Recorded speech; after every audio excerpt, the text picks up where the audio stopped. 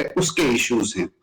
ابھی حال میں ہی جو فرانسیسی کمپنی ہے اس نے بھی کہا ہے جی ہمارے طیاروں میں کوئی ایشو نہیں تھا. ٹھیک ہے جی, ایشو جو تھا وہ ان کے پائلٹس کے پروفیشنلزم میں تھا. تو یہ ایشوز ہیں. اور دوسرا جو ہے نا ایمان ورسز خوف والا جو ہے نا وہ سلسلہ بھی ہے کہ مسلمان جب لڑتا ہے تو وہ جہاد سمجھ کے اور ثواب سمجھ کے لڑتا ہے, اور جو ہندو ہوتے ہیں یا نان مسلم ہوتے ہیں ان کے لیے یہی زندگی سب کچھ ہے.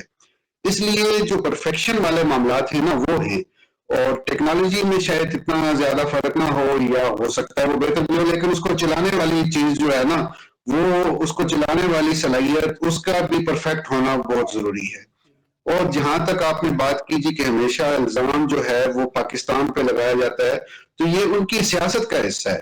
ٹھیک ہے جی, انہوں نے لوگوں کو اپنے لوگوں کا ذہن ایسا بنا دیا ہے کہ آپ نے ہر چیز میں پاکستان کو رگڑنا ہے, ہر چیز میں. اس لیے وہ فالس فلیگ آپریشنز کے ڈرامے بھی رچاتے ہیں. پہلگام کا ڈرامہ انہوں نے خود رچایا. ٹھیک ہے جی, اس سے پہلے پلوامہ کا خود رچایا. ابھی حال ہی میں پھر دہلی جو ہے نا دھماکہ ہوا یہ انہوں نے خود کیا, اور فوری طور پہ بغیر تحقیقات کے وہ فوراً انگلیاں ہماری طرف اٹھانا شروع کر دیتے ہیں. ان کا میڈیا جو ہے وہ فوراً جو ہے نا پاکستان کے خلاف زہر اگلنا شروع کر دیتا ہے. تو یہ ان کا جو ہے نا وہ ایک اپنا ووٹ بینک کو بڑھانے کا ان کا یہ سسٹم ہے کہ یہ جو ہے نا ہندو ذہنیت کو ابھارا جائے اور پاکستان کے خلاف جو ہے نا وہ ان کا ذہن بنا کے ذہن سازی کر کے تو ووٹ کو جو ہے اپنی طرف اٹریکٹ کیا جائے.